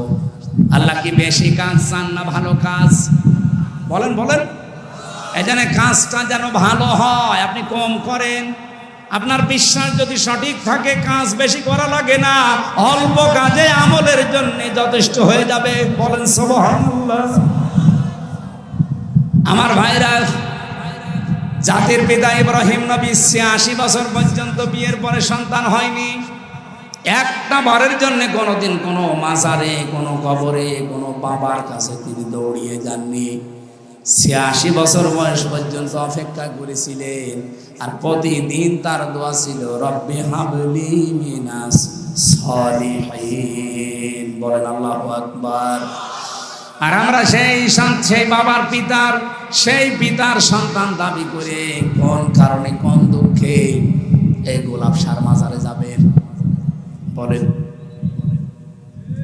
আপনি কি এমন বাবার সন্তান যে বাবা জীবনে কোনোদিন শিরিক করেনি? শিরিকের কিছু সামনে আসলে সঙ্গে সঙ্গে মুখ ফিরিয়ে বলতেন ওমা আনা মিনাল মুশরিকিন, আমি কিন্তু মুশরিক না। আর সেই বাবার সন্তান দাবি করে আমরা শিরিকের ভেতরে গা ভাসিয়ে দেই। আমাদের বাবা ইব্রাহিম কত সতর্ক ছিলেন তিনি শিরিকের ব্যাপারে। প্রথমে তারকা দেখে বলেছিলেন এটা আমার মনে হয় খোদা হবে, রব হবে। ফালাম্মা জান্না আলাইহিল লাইলু রাহা কাওকাবা, একটা একটা করে চন্দ্র দেখলেন, সূর্য দেখলেন, শেষে বললেন এটা হাজা আকবার, হাজা রব্বি, এটা আমার বড় রব। যখন দেখলেন এইটাও ডুবে গেল মাগরিবের আগ দিয়ে, তিনি এবার জাতির লোককে সতর্ক করে হাত উঁচা করে ডাকলেন ইন্নী ওয়াজ্জাহাতু ওয়াজহিয়া লিল্লাযী ফাতারাস সামাওয়াতি ওয়াল আরদা হানিফা। অবশ্যই আমার এই চেহারা আমি ধরিয়ে দিলাম। আসমান আর জমিন যিনি উদ্ভাবক, যিনি এগুলো বানিয়েছেন বিনা আকার আকৃতি মডেল ছাড়া, সে আল্লাহর দিকে আমার চেহারা আমি ঘুরিয়ে দিলাম, একনিষ্ঠ ভাবে আমি ঘুরিয়ে দিলাম হানিফা। ওমা আনা মিনাল মুশরিকিন, আমি কিন্তু মুশরিক না। কুষ্টিয়াবাসী আর যাই করেন, নিজের জীবনের এই আকীদাটা ঠিক করেন, শিরিক মুক্ত জীবন গঠন করেন। আমল বেশি করার জন্য আহ্বান জানাচ্ছি না, অল্প কাজ করেন, অল্প আমল করেন, এইটা জান্নাতে যাওয়ার জন্য যথেষ্ট হবে। আখলিস দীনাকা ইয়াকফিকাল আমালুল কলিল। তোমার নিজের আমল, বিশেষ করে আকীদাটা ঠিক করো, অল্প কাজে অল্প আমলেই নাজাতের জন্য যথেষ্ট হয়ে যাবে। বলেন সুবহানাল্লাহ। আমার মা বোনদেরকে বলছি, সন্তান যদি একেবারে মরণ পর্যন্ত না হয়, জীবনে আর কোনোদিন কোনো বাবার কাছে, ফকিরের কাছে না। হ্যাঁ, যদি আপনার রোগ থাকে চিকিৎসা করান, চিকিৎসার জন্য যদি ঝাড়ফুঁক নেওয়া লাগে ঝাড়ফুঁক নেন, কিন্তু তাবিজ কবজ নেবেন না। তাবিজের ভেতরে শিরিকের গন্ধ পাওয়া যায়। আব্দুল্লাহ বিন মাসউদ থেকে বর্ণিত, তিনি বলেন তাবিজ ঝোলালো যে সে যেন আল্লাহর সাথে শিরিক করলো। বলেন নাউজুবিল্লাহ। আমার বাস্তব জীবনের একটা কাহিনী শিক্ষার জন্য মাঝে মাঝে আপনাদের শোনাই। বগুড়াতে এক মাহফিলে খাবার খাচ্ছিলাম, একটা লোক এসে বলছে হুজুর এই আপেলটা পড়িয়ে দিন, ছেলে মেয়ে হয় না। আমি সূরা ফাতিহা পড়ে ফু দেব, আমার কানের কাছে মুখ নিয়ে বলছে হুজুর এমন ভাবে আপেল পড়বেন যেন ছেলে হয়। মনে হচ্ছে ছেলে আমি তৈরি করি। আপেল দিলাম ফেলে, আচ্ছা আপেল কই, ফেলে দিস কেন? আরে ভাই আপেল পড়ে যদি ছেলে হয় তা আমার ম্যাডামের 3টে মেয়ে হইতো না? খালি আপেল খাওয়াতাম। কি বিশ্বাস দেখেছেন? মনে কর যে আমি রামজারে দিয়ে আপেল পড়ালে এতদিন মেয়ে হয়েছে, এখন মনে হয় ছেলে হবে, ছেলেকে আমি ডাউনলোড করে দেব। আকীদা সাফ করা লাগবে। কোনো কিছু এই পৃথিবীতে আমার আল্লাহর হুকুম ছাড়া যেহেতু হয় না, আর আল্লাহ যেটা পারে ওইটা অন্য কেউ পারে না। সন্তান দিতে পারে কে? অন্য কেউ পারে? আরো জোরে বলেন পারে। রোগ ভালো করতে পারে কে? হ্যাঁ, ডাক্তারে পারে, পারে, তা ঔষধ এটা ওসিলা। কিন্তু সামাম দুনিয়ার সব ডাক্তার আপনি যদি গলিয়ে খাওয়িয়ে দেন, জীবনও ভালো হবে না যদি আল্লাহর অনুমতি না থাকে। এই জন্য আবার বলছি, হাত জোড় করে বলছি, হাতে পায়ে ধরে বলছি, কুষ্টিয়ার মানুষকে এমনি ভালোবাসি বেশি। আমি চাই না আমরা জাহান্নামে চলে যাই। খালি শিরিক মুক্ত জীবন তৈরি করেন, আকীদাটা সাফ করেন, পরিষ্কার করেন, আপনাকে জান্নাতে কেউ বাধা দেবে না। আমি সারা দেশে কোরআনের কথা বলে বেড়াই, আর আমার নিজের জেলার লোক যদি শিরিক করে, এই গোলাপ সার মাজারে যে আরো একটা কি সার মাজার আছে না, ঘোড়া গরু ভেড়া ছাগল সব মরে আল্লাহর ওলি হয়ে যাচ্ছে। আমি কি করছি? কিসের ঘোড়া শাহ, কিসের হরিণ শাহ, সব বানানো। কবর ঘুরে দেখবেন কোন আল্লাহর ওলি নেই, ওই ঘোড়া মরে গেছে বানিয়ে ঘোড়া শাহ বানিয়ে দিয়েছে। কোন ঘোড়া শাহ, কোন গোলাপ শাহ, কোন লালন শাহ, কোন শাহর কবরে যাবার দরকার নেই। যদি কিছু লাগে তাহাজ্জুদের নামাজে বড় করে সেজদা দিয়ে চোখের পানি ফেলে আল্লাহকে বলেন। হ্যাঁ, কথা বলেন না কেন? অনেকে রাসূলুল্লাহর মহব্বতে অনেকে শিরিক করে ফেলে, বিশ্ব নবী তুলতে তুলতে আল্লাহর উপরে তুলে ফেলে। আমি মদিনা শরীফে শুধু হাত তুলেছিলাম নবীর রওজার পাশে, এভাবে আমি মোনাজাতটা এভাবে করতে করতে এভাবে হয়ে গেছে। আমি তো মানে আবেগে আছি। হঠাৎ পুলিশ সেখানে ছিল দাঁড়িয়ে, আমার হাতের উপরে লাঠি দিয়ে দিয়েছে, আস্তে করে মৃদু বাড়ি। হাত খুলে চোখ খুলে দেখছি পুলিশ। কি ভাই? ওনারা জিজ্ঞাসা করলাম ওনার ভাষা দিয়ে আরবিতে, বেমা মুশকিলা। আমারে বলছে মুশকিল তো আছেই। কি মুশকিল? সমস্যা কি? ওর ভাষা দিয়ে আমারে বলছে, কেন আপনি এখানে চান? আপনার যদি কিছু লাগে তে নবীজির কাছে যাবেন কেন? আপনি তো যাবেন নবীজির মালিক যিনি।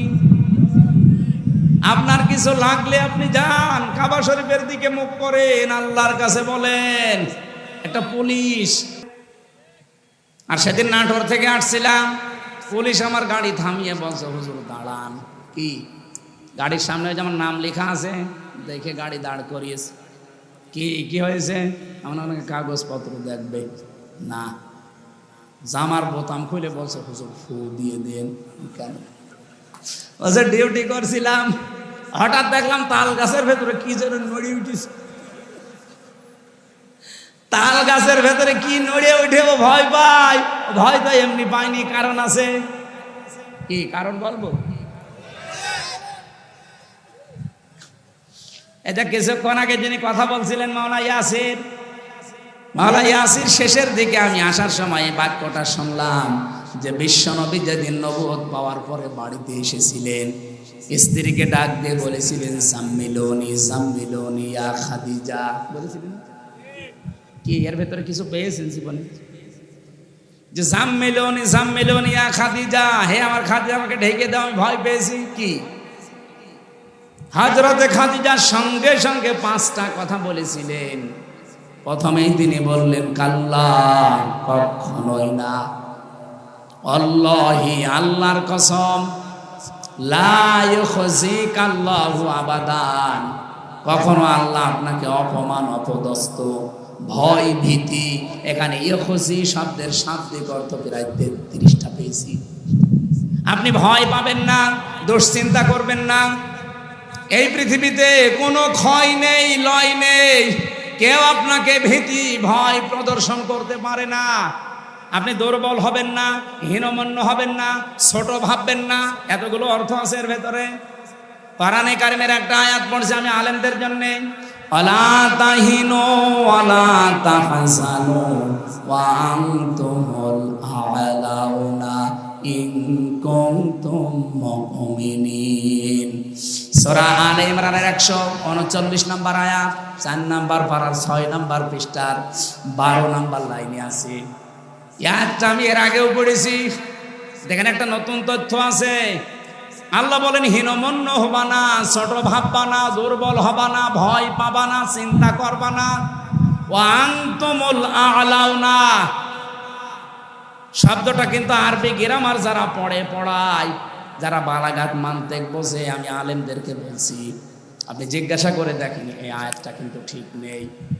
ওয়া আনতুম আ'লাউনা এই শব্দটা যদি আ'লাউনা দিতেন, আলিফ লাম না দিতেন, তাহলে আরবি গ্রামারও জানি ঠিক থাকতো। কারণ মুবতাদা সব সময় মারেফা হয় আর খবর হয় সব সময় নাকিরা। আল্লাহ এখানে নাকেরাকে আলিফ লাম দিয়ে মারেফা করে দিলেন। নাকেরা যদি মারেফা হয়ে যায় ইফিদুল হাসরা, হসরের ফায়দা দেয়। আয়াতটা যদি আল্লাহ এইভাবে সাজাতেন ওয়ালা তাহিনু ওয়ালা তাহজানু ওয়া আনতুম আ'লাউনা, অর্থ হয়ে যেত। কিন্তু অর্থ হতো বাংলায় এই শেষে যে হর্ষাই আছে, তোমরাই বিজয়ী হবে। এই যে তোমরাই শেষে হর্ষাই আর বিজয়ী হবে শেষে হর্ষাই, এই দুইটা দেওয়া লাগতো না? তোমরা বিজয়ী হবে, বলেন তো, তোমরা বিজয়ী হবে আর তোমরাই বিজয়ী হবে একই কথা না? ইফিদুল হাসরা, হাসরের ফায়দা দেয়, সীমাবদ্ধ হয়ে যায়। আল্লাহ রাব্বুল আলামিন বোঝাতে চেয়েছেন, হে নবী উম্মতদেরকে বলেন কোনো চিন্তা নেই, কোনো ভয় নেই, ছোট ভাববেন না নিজেদেরকে, হীনমন্য হবেন না, নিজেদেরকে কমজোরি মনে করবেন না, কখনো কোনো দুশ্চিন্তাগ্রস্ত হবেন না। অবশ্যই আপনারা বিজয়ী হবেন ইন কুনতুম মুমিনিন, যদি মুমিন হতে পারে। যদি ঈমানে ভেজাল থাকে তাহলে হবে না, যদি বিশ্বাসে ভেজাল থাকে হবে না। এজন্য আকীদাটা সাফ করেন, আমি আল্লাহ বলছি তোমরাই বিজয়ী হবে। এখানে এই জন্য আ'লাউনার আগে আলিফ লাম দিয়ে আল্লাহ নির্দিষ্ট করে দিয়েছেন, যদিও নাকেরাটা নির্দিষ্ট হওয়ার কথা ছিল না। নবীজিকে এখানে আল্লাহর নবীর স্ত্রী কথা বলতে গিয়ে শব্দের দিকে খেয়াল করে একটু দেখেন, কাল্লা আল্লাহি লা ইউখজিকাল্লাহু আবাদান। অথচ ওই সময়ও খাদিজা মুসলমান হয়নি, ওই সময়ও ঈমান আনেনি, উনি অতক্ষণও কিন্তু মুশরিক ছিলেন। উনি ওই সময়ও যদিও শিরিক প্রচলিত করতেন না, কিন্তু ওই সময় তো ঈমান আনেননি। খাদিজাকে ওই সময় ঈমান এনেছিলেন। যখন নবীজি নবুয়ত পেয়ে আসলেন তখন ঈমান এনেছিলেন, আনেন নাই। প্রথমেই তাকে সান্ত্বনা দিলেন, স্বামী কোনো ভয় নেই, কোনো চিন্তা নেই, ওই আল্লাহ কখনোই আপনাকে ভয় দেখাতে পারে না, আল্লাহর কসম। উনি কি মুসলমান? বলেন বলেন, কসম কাটলেন কার নামে? কয়বার? 3 বার। কাল্লা, প্রথমে আছে আল্লাহি, কাল্লা লা ইউখজিকাল্লাহু আবাদান, 3 বার। এতটুকু বাক্যের ভেতরে হযরতে খাদিজা আল্লাহর নাম বললেন কয়বার? বলেন বলেন, কেন? এরপরে তিনি একটা একটা করে 4টা সুসংবাদ দিলেন স্বামীকে। ইন্নাকা লা তাসিলুর রহিমা, আপনি আত্মীয়তার সম্পর্কগুলো ঠিক রাখেন। এ কথা শুধু শুধু বলেননি, গ্যারান্টি দিয়ে বলেছেন। ইন্নাকা, আবার লা, ইন্নাকা, এরপর আবার লা, লামে তাকিদ। অবশ্যই অবশ্যই আপনি আত্মীয়তার সম্পর্ক ঠিক রাখেন। সুতরাং পৃথিবীতে যারা রক্তের সম্পর্ক ঠিক রাখে তাদের কেউ ভয় দেখাতে পারে না। আপনি ভয় পান কিসের? ওই পুলিশ মনে হয় ওর আত্মীয় স্বজনের হক মেরে খেয়েছে, আত্মীয়তার সম্পর্ক রক্তের সম্পর্ক ঠিক রাখে নাই, এই জন্য তাল গাছের ভেতরে কি নড়ে উঠেছে, ওর ভয় লেগেছে। আপনি ট্রাকের চাকা বাস্ট হলেও ভয় পাবেন যদি রক্তের সম্পর্কগুলো আপনি ঠিক রাখতে না পারেন। আমি কথা বোঝাতে পেরেছি আশা করছি। এই জন্য আজকে থেকে আমাদের রক্তের সম্পর্ক যার সাথে আছে, আত্মীয় যদি দুর্বল হয়, গরিব হয়, সম্পর্ক ছিন্ন করা যাবে? বলেন বলেন, যাবে? বহু মানুষ আজ আমরা ছিন্ন করছি কাদের কারণে? স্ত্রীর কারণে। বহু স্বামী এখানে বসে আছে, দেখতে ভালো মানুষ মনে হলে কি হবে? নিজের স্ত্রীর কারণে নিজের আপন বোনের সাথে সম্পর্ক ভালো না। এই কথা বলছে না কেন? সম্মানিত মা বোনেরা, শুধু নামাজ পড়ে রোজা রেখে কালো বোরকা পরে জীবনও জান্নাতে যেতে পারবেন না। আপনার স্বামীর যদি আপনি চান যে বেশি দিন বেঁচে থাক আমার স্বামী, তার সম্পদ তার সম্মান আরো বেড়ে যাক, আপনি সব সময় চিন্তা করবেন স্বামীকে দিয়ে যে তুমি যা করো করো, কিন্তু সম্পর্কগুলো ঠিক রাখো রক্তের। কিন্তু আজ 100টার 98টা পরিবারে আমরা স্ত্রীর কারণে আর শাশুড়ির কারণে আমার নিজের বোনের সাথে ভাইয়ের সাথে সম্পর্ক রাখতে পারি না। এরকম মানুষ আছেন কারা? হাত তোলেন তো। এই 200 ঠিক আছে, আছে। সম্মানিত মা বোনেরা, না আপনারা কুষ্টিয়ার মেয়ে, বাইরের জেলা থেকে এসেছেন যারা, তারাই মনে হয় এগুলো করছে।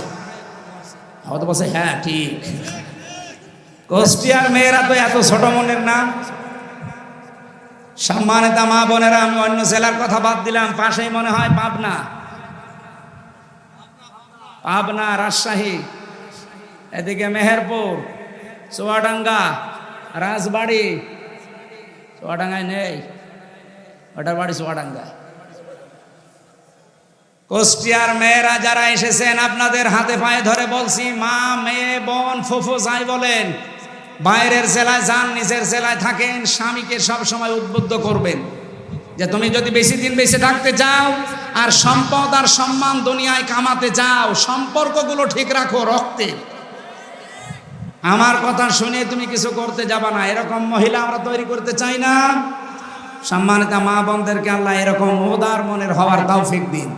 তাহলে এই মেয়েরা বাইরের জেলায় গেলে, বাইরের কোনো জায়গায় স্বামীর বাড়িতে গেলে জেলার সুনাম হবে যে না, বিয়ে করতে চাইলে কুষ্টিয়ায় করবে। আমাদের কপাল ভালো কি খারাপ আমরা জানি না, বাইরের জেলায় বিয়ে করে এখন ভালো আছি,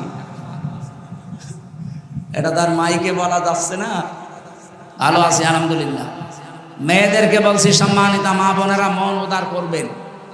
আজ হাজারো স্বামী আমরা মানসিক রোগী হয়ে গেছি আপনাদের ছোট মনের কারণে। এরকম রোগী স্বামী আছেন কারা? হাত তোলেন। এই ক্যামেরা ওইদিকে মারো, তোলেন, কোনো ভয় নেই, তোলেন। ক্যামেরা আমার দিকে মারা, তোলেন আপনি। কুষ্টিয়া জেলা ভালো, আগেও জানতাম, যে এত ভালো তা তো জানতাম না, আলহামদুলিল্লাহ। যাক, এবার মিডিয়ায় প্রচার হচ্ছে, আমার একটা দাম থাকবে, সারা বাংলাদেশে গেলে বউ কিছু করে বলতে পারবো আমার জেলা 1 নম্বরে আছে। এখানে কোনো মানুষ বাবা মা থেকে আলাদা হয় না, শুধু দৌলতপুরে হয়। না মানে পেপারে আসে কি, ফেরেশতারা দেয়। আমাদের জাতির পিতার সন্তান হযরত ইব্রাহিমের ছেলে ইসমাইল বাবার খুশির জন্য নিজের স্ত্রীকে তালাক পর্যন্ত দিয়েছিলেন। অথচ আজ এই যে রাজশাহীতে দেখেছেন না, 2 পুত্রবধূর সাথে শ্বশুর ঝগড়া করে টেনের নিচে মাথা দিয়েছে। এরকম বউ তো 14টা বাদ দেওয়া দরকার। সম্মানিত মা বোনেরা, বেশি বলে ফেললাম, আপনারা মন খারাপ করবেন না। আমি জেলখানায় থাকতে 3টা বছর যেহেতু বসেছিলাম এক ঘরে, কষ্ট করে করে কয়েকটা বই মেয়েদের উপরে লিখেছিলাম, পারিবারিক জীবনে যে অশান্তি আর এর মেটানোর পদ্ধতিগুলো কি কি। এটা এই গাড়িতে কয়েক পিস আছে, মেয়েদেরকে নিয়ে উপহার দেবে। নিজের মেয়ে বিয়ে হয়নি এখনো, তারে পড়াবে, স্বামীর বাড়ি যাওয়ার আগে এটা পড়। 120 পৃষ্ঠা লিখেছি। এরপরে নিজের বউকে পড়াবে, নিজের ফুফুকে দেবেন, নিজের মাকে পড়াবেন। ওই যে গাড়ি আছে সাদা গাড়ি, যাওয়ার সময় ওটা নিয়ে যেয়ে ওদেরকে দেবেন। আর শিক্ষিত মানুষ যারা আছেন, বিশেষ করে 8, 9, 10, এরপরে ইন্টার, ডিগ্রি যারা অনার্স মাস্টার্স করা, তাদের সৃষ্টি নিয়ে একটা বই লিখেছি, ওইটা নিয়ে যাবেন শিক্ষিত মানুষরা। আরে ভাই, বই মানুষকে ঠকায় না, এগুলো পড়েন, আপনার জ্ঞান আরো বাড়বে, আল্লাহর কাছে আপনি সেজদা দিতে বাধ্য হবেন। আমি যে কথা বলছিলাম, মানুষের ভেতরে ভীতি সৃষ্টি হওয়ার পেছনে কারণ মানুষের এই আকীদা, এই যে পরিষ্কার না হওয়া, এবং যারা রক্তের সম্পর্কগুলো ছিন্ন করে। হযরতে খাদিজা রাসূলকে এইটাই শুনিয়েছিলেন, ভয় পাবেন না, আপনি রক্তের সম্পর্ক ঠিক রাখেন, পৃথিবীর কোনো জিন, পরি, ভূত পেতনি আপনাকে ভয় দেখাতে পারে না। আপনিও ভয় পাবেন না যদি রক্তের সম্পর্ক অটুট রাখতে পারেন। আমি সহ যারা এসেছি, মা বোনদেরকে আমি সাহায্য করার জন্য বলছি, আর আমরা উদ্বুদ্ধ হচ্ছি প্রত্যেক জায়গায় আমাদের রক্তের সম্পর্ক যেন ঠিক থাকে। পারবেন না এই ওয়াজটা মনে রাখতে, আমল করতে? আল্লাহ তৌফিক দিন। 5টা বিষয় যদি থাকে, ইসলামে পরিপূর্ণ আসা যায়। আকীদা সাফ। 2 নম্বরে আত্মসমর্পণ করা, এটা সূরা বাকারার 131 নম্বর আয়াতে দলিল আছে। 3 নম্বরে চরিত্র উন্নত করা, উত্তম চরিত্রের অধিকারী হওয়া। 4 নম্বরে প্রত্যেকটা কাজে ইখলাস তৈরি করা, যা করবেন আল্লাহর জন্য। যদি আপনি দিনের কাজ করতে গিয়ে, একামতে দিনের কাজ করতে গিয়ে কেউ বাধা দেয়, কেউ গালি দেয়, রাজাকার বলে বলুক, কারণ আমি করছি কার জন্যে? ইউজাহিদুনা ফি সাবিলিল্লাহ ওয়ালা ইয়াখাফুনা লাওমাতা লাইম। আমার তেলাওয়াতকৃত হাদিসের 6 নাম্বার পয়েন্টে এটা আছে। 5 নম্বরে হচ্ছে নিজের লেনদেনগুলো ঠিক করা। এই তারাগনিয়া, এরপরে হোসেনাবাদ বাজারে বহু মানুষ বাকি খায়, বাকি হওয়ার পরে দোকানের সামনে দিয়ে যায় না, অন্য রাস্তা ধরে। আপনি যতই বুজুর্গ দাবি করেন, তাহাজ্জুদ পড়েন, আপনি ইসলামে এখনো পরিপূর্ণ প্রবেশ করতে পারেননি। কারণ পরিপূর্ণ ইসলামে আসতে হলে এই 5টা বিষয় মাস্ট বি ভেতরে আনা লাগবে। আমি সহ প্রত্যেককে আল্লাহ এগুলো আমল করে দুনিয়ার জীবন ত্যাগ করার তৌফিক দিন, আমিন, আল্লাহুম্মা আমিন। লা ইলাহা ইল্লা আনতা সুবহানাক ইন্নী কুনতু মিনাজ জালিমিন। এই হাত তোলেন, মোনাজাতে হাত তোলেন আর বসে তোলেন। আমি মোনাজাত করছি, হাতটা বসে বসে তোলেন। রব্বানা যালামনা আনফুসানা ওয়া ইল্লাম তাগফির লানা ওয়া তারহামনা লানাকুনান্না মিনাল খাসিরিন। এ বিশাল আসমানের মালিক, বিস্তীর্ণ জমিনের মালিক, তোমার এত বড় বড় সৃষ্টির তুলনায় আমাদের এই হাত দুইটা বড় ছোট্ট। এই ছোট ছোট দুটি হাত কোরআন শুনতে এসে আমরা তুলে ধরেছি। জীবনে যদি তোমার কাছে কিছুই ভালো না লাগে, আজকের দৃশ্যটা দেখো। হাজার হাজার বান্দা বান্দি মাথা নিচু করে, চোখ বন্ধ করে নিজের অপরাধের কথাগুলো আমরা মনে করছি। বিশ্বনবী জানিয়েছেন, নিজের অপরাধের কথাগুলো মনে করে যারা চোখের পানি ফেলতে পারে, আল্লাহ তাদেরকে তুমি মাফ করে দাও। আমাদের কাকুতি মিনতি, আমাদের চোখের দিকে তাকাও, জীবনের অপরাধগুলো মাফ করে দাও।